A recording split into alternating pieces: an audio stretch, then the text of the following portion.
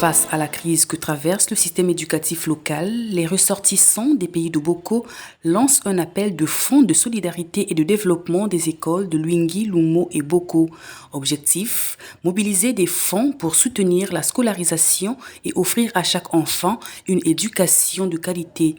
Ce samedi 25 octobre 2025, dans la salle de conférence des Sœurs de la Divine Providence à Brazzaville, s'est tenue la cérémonie officielle de lancement de fonds de solidarité et de développement des pays de Boko.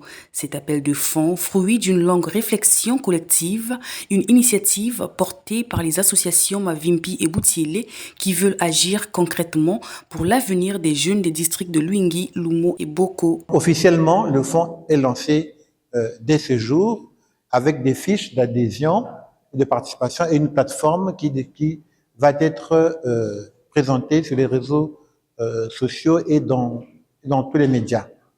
Il est aussi convenu que assez rapidement, des descentes se fassent dans les chefs-lieux des 3 districts pour donner l'information et amplifier donc, vulgariser et diffuser ce fonds dans ses objectifs et dans ses modalités d'exercice. Ce projet ambitieux vise à améliorer les conditions d'apprentissage et à garantir l'employabilité des jeunes.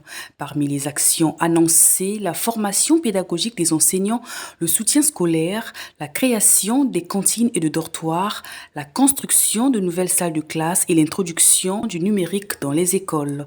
Cette réunion inaugurale a également permis de présenter les membres du comité de pilotage et du comité technique. Une étape symbolique mais essentielle, le passage à l'action, une action hissée par les ressortissants des pays de Boko, invitant ainsi la diaspora à contribuer. C'est notre responsabilité en tant qu'enfants de cette région d'apporter notre contribution au développement. C'est la transmission. Et j'ai toujours dit qu'il faut transmettre à nos jeunes. Il ne faut pas transmettre que la connaissance, mais il faut leur transmettre l'environnement, les conditions qui leur permettent de contribuer et de se développer. Et donc, 1 franc, 1 sou, 100 francs, 50 francs, ça peut faire la différence. Donc, je formule le vœu que les enfants du pays Boko contribuent, mais pas que les Congolais et pas que les Congolais.